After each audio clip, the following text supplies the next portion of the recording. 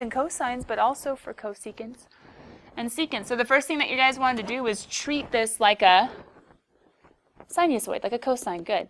So y equals 3 plus 2 cosine for x plus pi over 8. And hopefully you guys went through the order like you should of first the sinusoidal axis, then the amplitude, then the initial point, and then the period off to the side. So going through those steps really quickly. Actually, let me find the period right now, just since you guys have had some extra time to work. It's going to be 2 pi.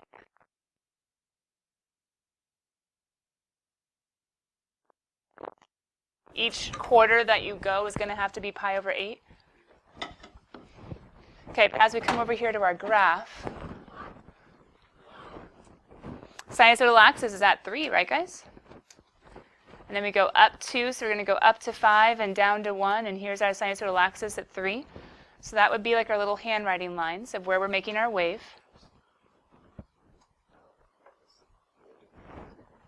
But wait, does that make sense? Sinusoidal axis, remember, is the center line.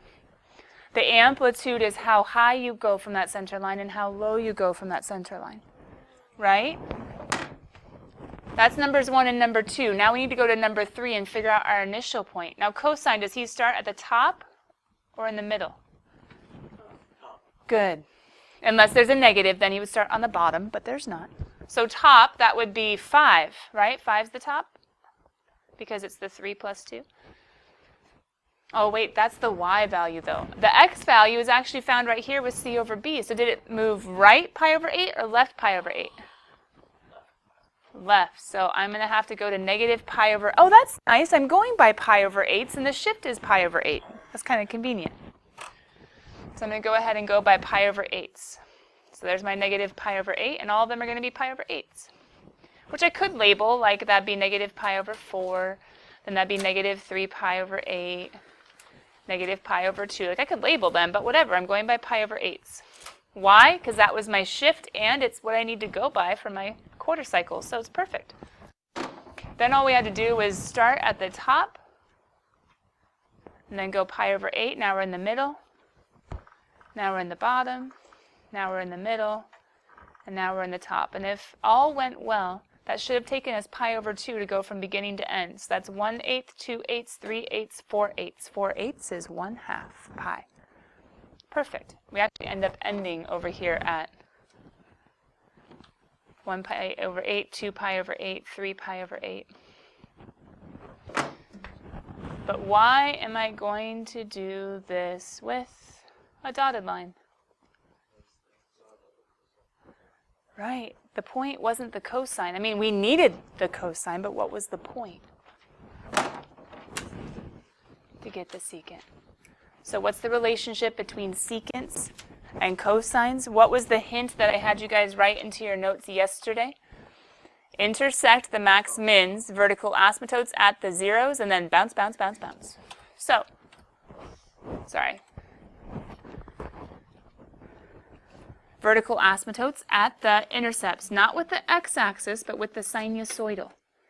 So wherever the cosine would hit the sinusoidal, make it vertical asymptote. Vertical asymptote, me too.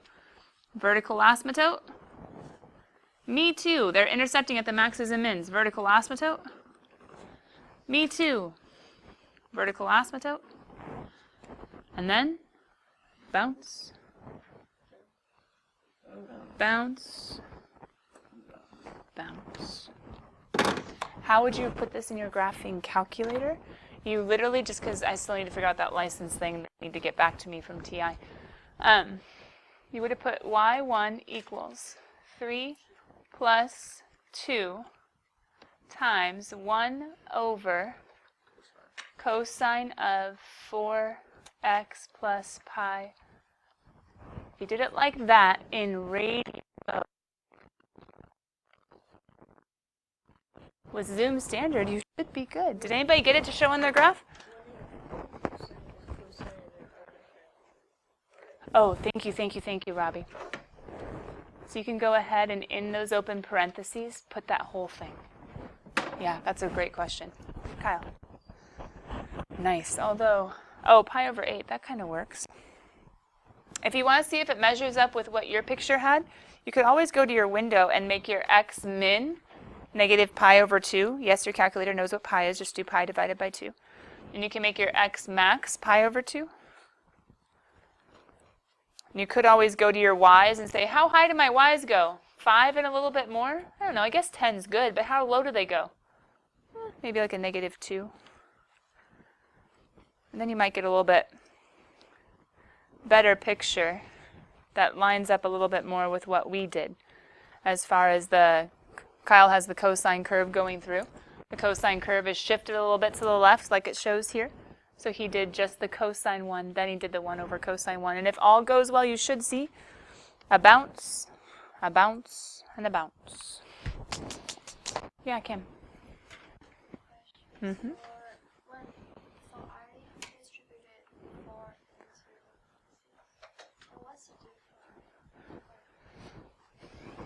Well, this one, when it's written like this is your B, and this is your C over B. So this goes straight into the initial point, and this goes straight into the period formula. If you were to rewrite it, it's not necessarily bad, Kim. The problem is you just have to look at it differently. Because now you have 4x plus pi over 2. Now this is still your B, but the problem is this is now C. Because if you multiply B times C over B, so if you want your initial point, you would have to make it this divided by that, which would get you your pi over 8. So actually, I like this form better because it's just like, hey, I can use that in my period. I can use this in my initial point. If you go this way, you're going to have to actually take some division to get there. If you look in the graph, how can I go to move? Because I moved left pi over 2. So how can I go to move pi over 8 if I look into the graph? Oh, because remember we talked about it back when we were doing all of our clues with cosines and sines. So we can go back to section 4.5. That we always want to factor out the horizontal dilation first, because when we're doing these, there are two different forms, right? You can have the B distributed in, or you can have it factored out, but for your initial point, you need C over B. So you just stole this, but that's not correct. We need to factor out the horizontal dilation first, and that will tell us the actual shift. Does that make sense? We need to simplify it. Yeah. Okay, any other questions about secant or about your calculators or about cosine? We're going to check homework tomorrow. I think I don't even have it technically due today. But I might go ahead and pull it up just so that way if any of you guys got stuck on a tangent or cotangent one, that would be a good example. So maybe some of you that started homework, open up your homework spirals and see if there were any hard tangent or cotangent ones we could go over. We're not grading all of homework today because it's not technically due until tomorrow. But as you guys look for those, or look for a nasty tangent or cotangent example, there technically is one other idea in section 4.6. Have you guys ever heard of a dampener? Or if you're trying to dampen sound? Or if there's been a dampening in sound? Sound studios have things like this because there's a lot of sound going on inside. Actually, some of you guys probably go to churches with, if you go to church with like a drummer on the platform, and what do they usually put around a drummer, especially in like small spaces? Yeah, that glass wall. Why do they put that around the drummer? To dampen the sound. So it's not quite as overwhelming, especially if you're in a small space. Now, some people, yeah, totally want all rocking out and like, let's not dampen the sound. But in some worship services, especially in like I've been in a couple of churches with really small spaces. And if you have a full drum set, that's a little overwhelming for the worship. So they put that wall up around to dampen the sound. So what does a damped function or dampening sound mean? There's the wave, but you're trying to alter it. You're trying to confine it. You're trying to, confine is maybe a good word, to confine it. So what's going on with how you can have varying, because if you guys even think about it, if you were to drop a pebble in a still pond, if you were to drop a pebble, I actually have a picture of that. Where is it? Right here. If you were to drop a pebble Oh man, it's not coming off. There we go. If you were to drop a pebble in a still pond, what's going to happen? Yeah, but look at those ripples. What do they look like? What do they look like? Yeah, they're sinusoidal waves, because literally waves, like waves of water. If you drop a pebble in a pond, it's going to look like sinusoidal waves. But the sinusoids that we've been graphing, even the one that we just bounced secant off of a second ago, the cosine curve, our graphs would do what if you kept on going forever? Same height. Is that realistic with gravity? Well, and other forces in nature? No. What's going to eventually happen to the ripple?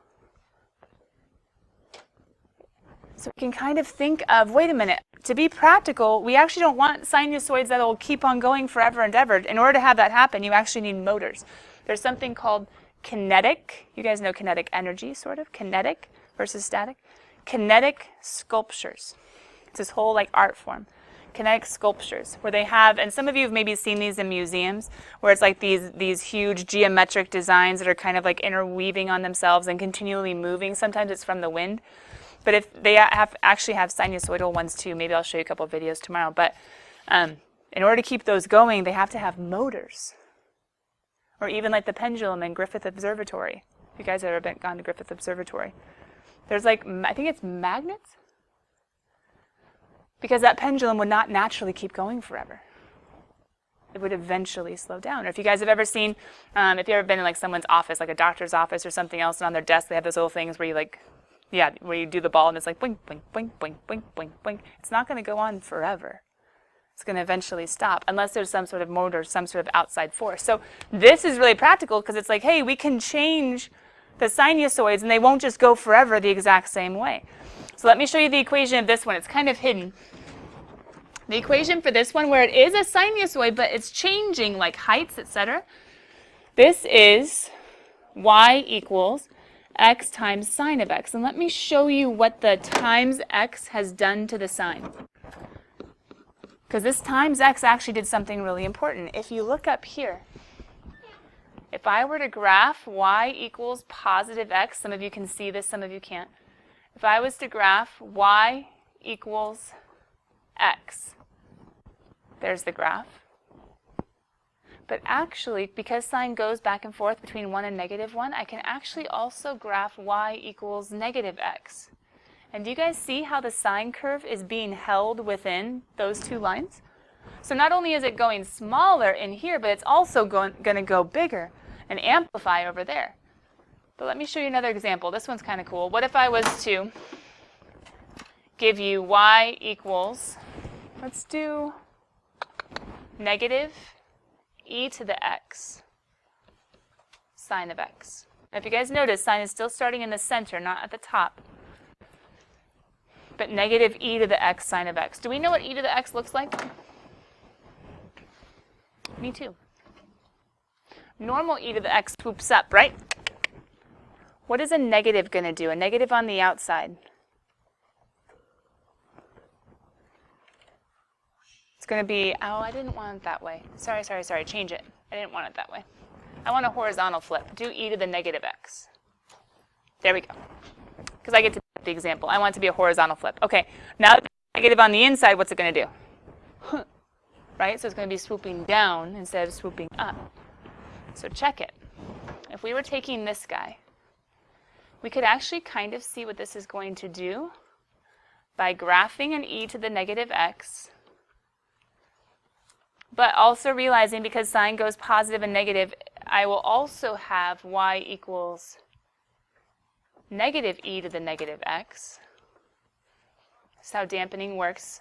You don't just have a boundary on one side, you actually also have the opposite boundary as well. You don't just have the boundary on one side, you have the opposite boundary as well. And here's the cool thing. What's sine going to do?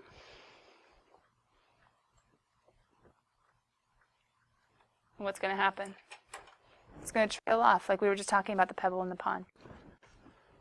Now, could it theoretically go the other direction? Theoretically, but if you drop a pebble in the pond, you don't exactly do it at negative time.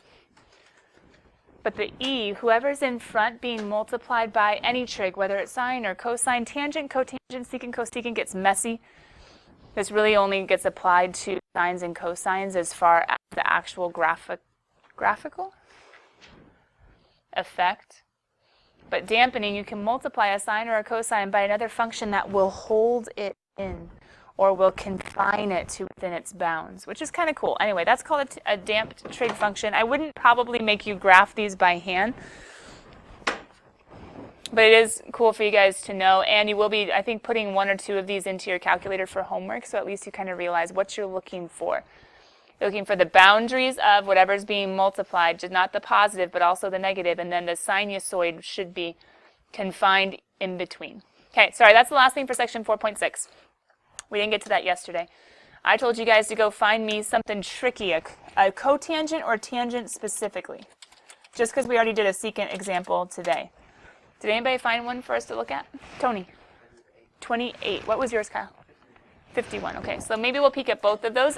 Wait, what if you haven't done homework because you're a procrastinator, or you had really important things to do last night that wasn't math?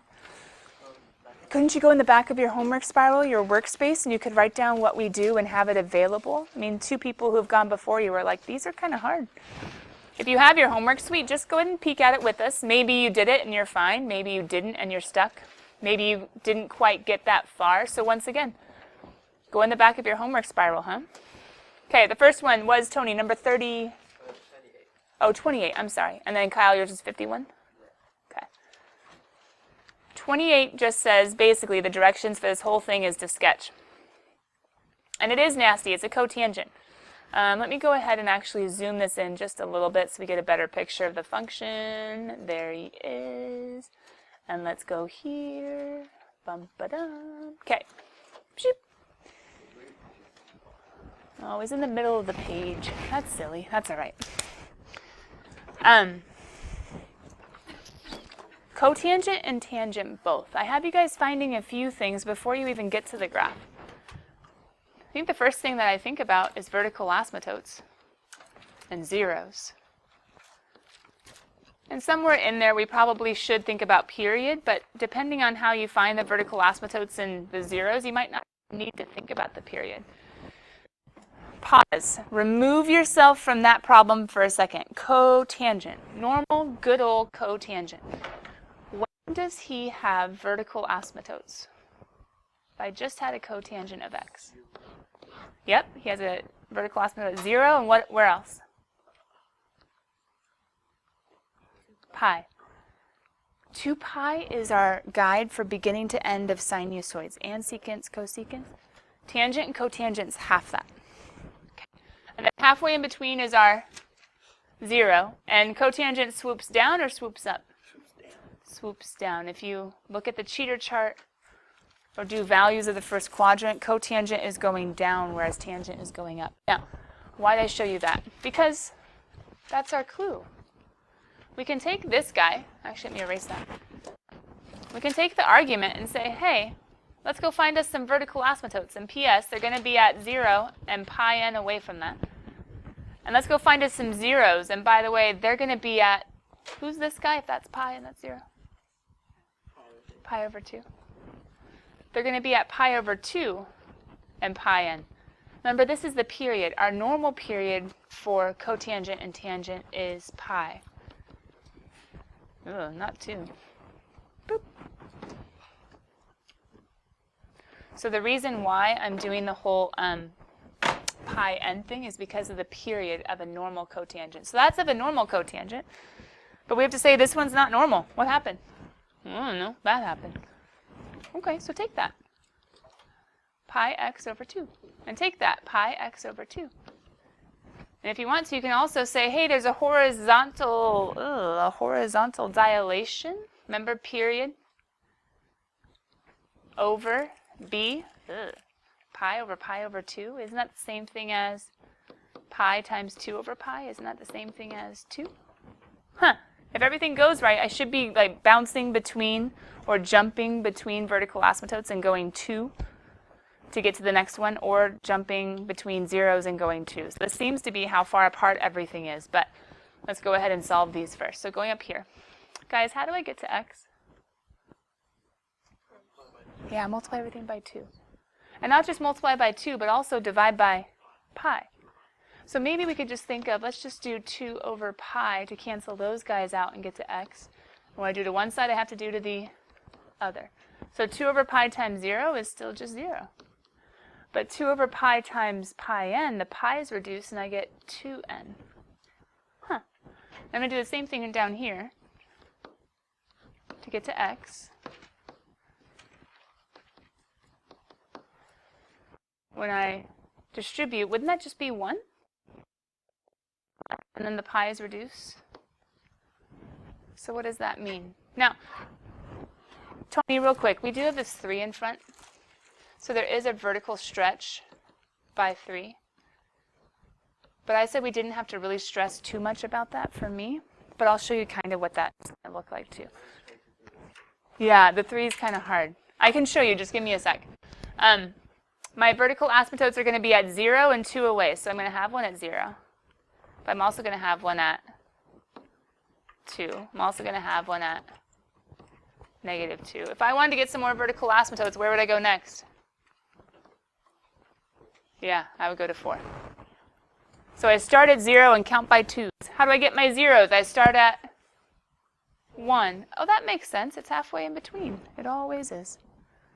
Start at 1, and then I go 2. So then at 3, and I go -2. Multiples of 2, forwards, backwards.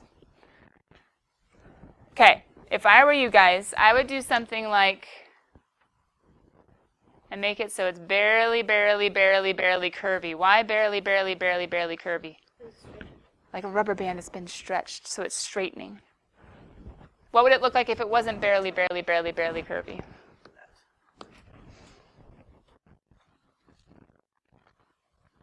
You see the difference?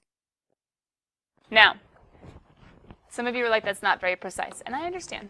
So let me go ahead and show you really quickly how you could do this more specifically.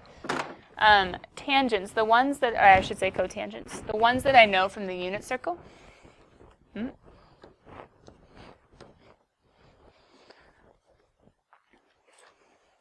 Square root of 3 over 3, 1 square root of 3 is tangent. Cotangent goes the other way.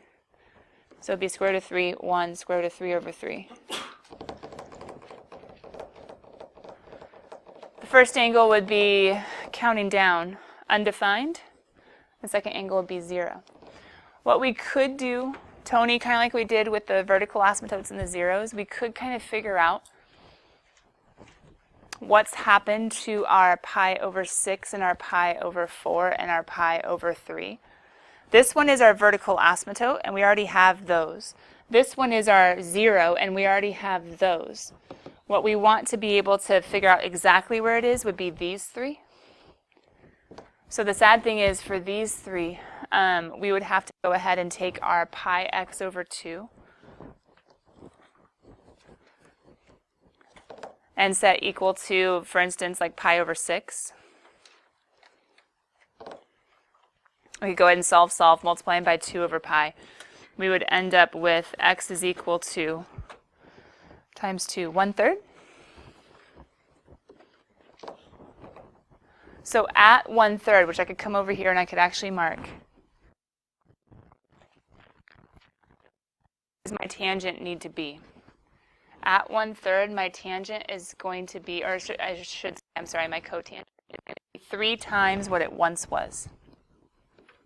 So we could actually get points using the unit circle, figuring out, okay, wait a minute, there were transformations. Okay, so the pi over 6 angle is now at 1/3 because of the transformation.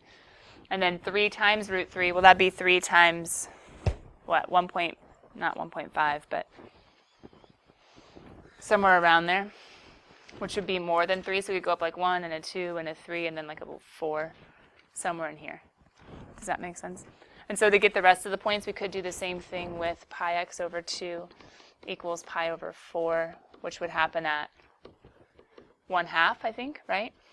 So I'd have 1/2 and 3 times 1. So I could go 1/2, and that'd be like at 3. So that's why it's very stretched.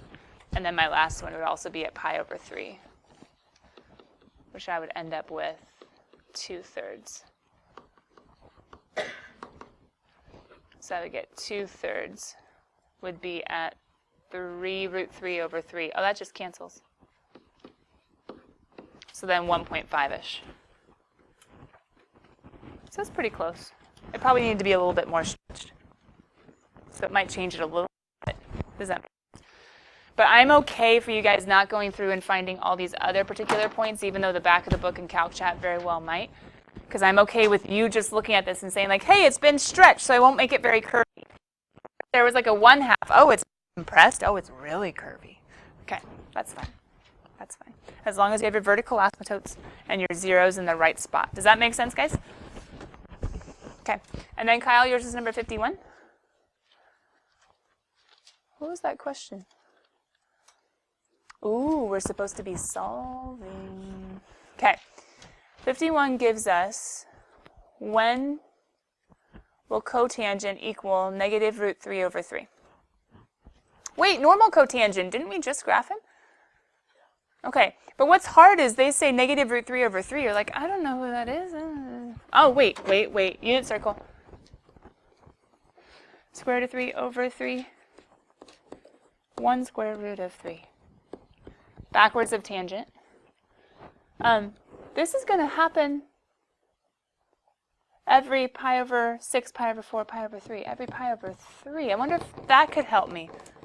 But negative, okay, hold on. Cotangent, we just talked about, has vertical asymptotes at 0, and at pi, and at 2 pi, with swoop, there it is, and then swoop, there it is, even though it's a little bit depressed, it's going down. When does cotangent hit a negative value? I know it's going to be at pi over 3's, but which pi over 3's? Hold on, this is pi over 2. So this is kind of like quadrant 1. And then pi over 2 to pi, that's quadrant 2. Pi to 3 pi over 2, that's quadrant 3. 3 pi over 2 to 2 pi, that's quadrant 4. Guys, when does the cotangent even go into the negatives at all? Oh, here, which is quadrant 2. And here, which is quadrant 4. Wait, isn't that what all students take calculus tell us? All, not in the first quadrant. Take. Not in the third quadrant. Cotangent will be negative. So what they were actually asking you to do was kind of visualize where this point would be and be like, oh, hey, right there, and oh, hey, right there. You could even, like if you were on your graphing calculator, you could have done y equals negative and you would have had this line. You could have found the intersection points. It would have been nasty, though, and it would have been nasty decimals. It would have been a lot easier to say, wait, this happens at pi over 3's, but I need the second quadrant pi over 3. And the fourth quadrant pi over 3. 1/3, 2/3, 3/3, 4/3, 5/3. So it's kind of using unit circle together with using the graph and saying like, hey, you can actually see that cotangent is negative in these two quadrants on a graph also, not just the unit circle. Now I'm going to look at the rest of that section really quickly, because if it wasn't a unit circle value, we'd be in trouble. Unit circle, unit circle, unit circle, unit circle, unit circle, unit circle. Wait. These aren't all unit circle values? How is that unit circle? Who's secant? 1 over cosine. Wait, can cosine equal 1/2? So can secant equal 2? Yeah. So all of them are unit circle values, which means that we're going to use the graph to kind of visualize what quadrant. All right, guys, we got 2 good homework questions in. This homework is due tomorrow at the beginning of class. Oh, I didn't want to close that. Oh, well, E for effort. I'll pull it back up for regular pre-cal. But going back into our notes, was our job only to do 4.6 today? No, sorry. We need to start 4.7. Our job was not just to do 4.6, but also to start 4.7. Here we go. Notes open. Everybody back together. Those that did homework, those that didn't, you're all on the same page. A new section of notes. You're all on the same page. A new section of notes. Inverse. One of the most commonly misused words in math. Until you know what it really means. Inverse. Now we've talked about inverses this year, right? Switch x and y and do what? Yeah, switch x and y and solve for y. And we even talked about that notation. Doesn't it have a -1 in it?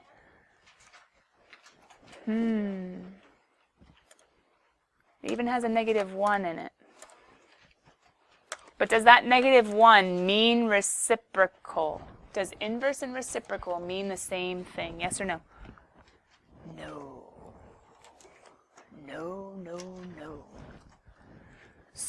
So wait, second sine doesn't mean cosecant? Have you guys looked at your calculator and seen the sign to the -1? Second sine doesn't mean cosecant?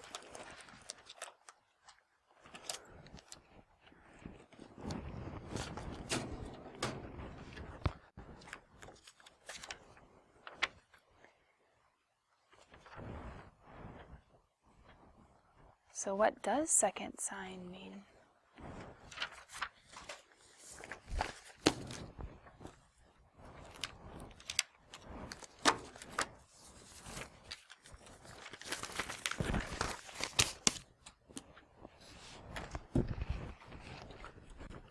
Second sine doesn't mean cosecant. So what does second sine mean? Why? It's a little better. Where's your notes, bud? Okay.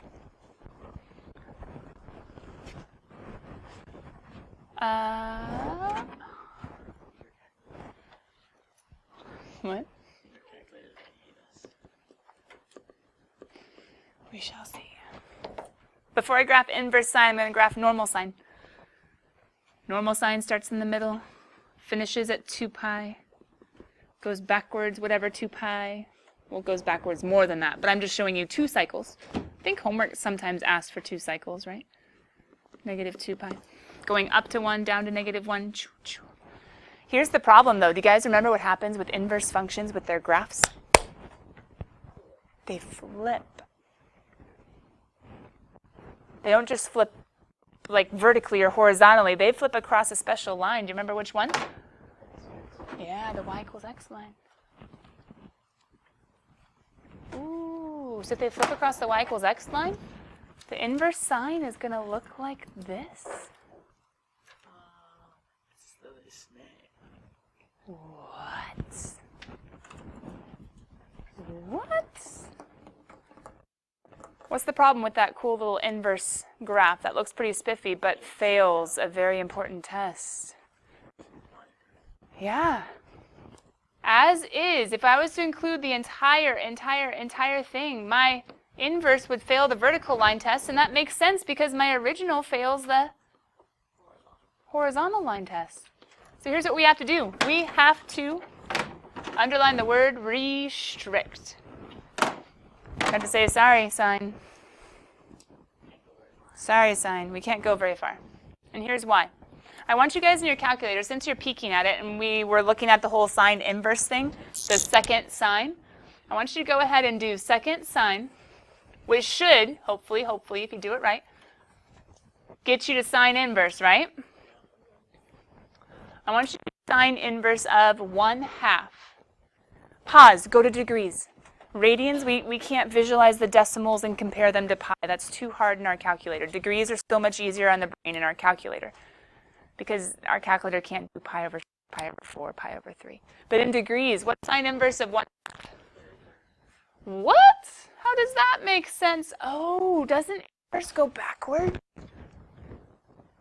So if sine 1/2 is 30, guess what that means the exact same thing is? 1/2 equals normal sine of 30. What we normally do is we put in an angle and we get out a ratio. The sine inverse do. Give me the ratio and I'll tell you the angle. But here's the problem, guys. Is 30 degrees the only place that sine equals 1/2? In the unit circle, if we were to think about it that way, doesn't sine equal 1/2, a positive 1/2 here, and doesn't it also equal a positive 1/2 here? At not just pi over 6, 30 degrees, but also at 5 pi over 6? Wait a minute, but it also equals, if I were to go all the way around the circle and come back, not just pi over 6, but 13 pi over 6, and not just 5 pi over 6, but 12 and 5 is 17 pi over 6. And oh my goodness, I could go around more than once, couldn't I? Couldn't I keep on going? And then I would have, how many angles have a sine of 1/2? Infinitely many. But how many answers did your calculator give? Why? It's giving you the inverse value, and the inverse value says I only give one answer, not infinitely many. So what we're about to do up here on the board is to cut this down to make it practical. Your calculator can't give you infinitely many answers. So instead, we say for sine inverse, we're only looking at the restricted graph, which only goes between negative pi over 2 and pi over 2. Remember, the x's and y's switch. So where the angles are now on the y-axis, and what were on the x-axis, or I should say what were on the y-axis before are now on the x-axis, aka the ratios. So going up to 1 and down to negative 1. And this is where we get our restricted domain of negative 1 to 1 in our range from negative pi over 2 to pi over 2. Real quick reminder, I did hear, Adam, you were talking to me about choir stuff. You're coming from North Campus tomorrow, right? And you're leaving North Campus at 9? Okay, so you guys should be good to be here at the end of class. And then Friday, same thing? Okay. Why am I trying to make sure when kids will be in the room for honors pre-cal? Don't we have a unit circle quiz that we still need to take at some point this week? Oh. Today was a little busy. We only have literally like 40 seconds. I wish. I was tempted. If we had like 3 minutes, it would have been today. Oh, well, I guess we're studying your unit circle? Of course. Oh, maybe you better start, and you're really thankful that we didn't have more than 35 seconds, 25 seconds, 20 seconds left of class. What's for tomorrow? Section 4.6, totally done for us to grade, but you might want to start 4.7, because 4.7 says you need to know the unit circle backwards. Oh, go team. Good thing you're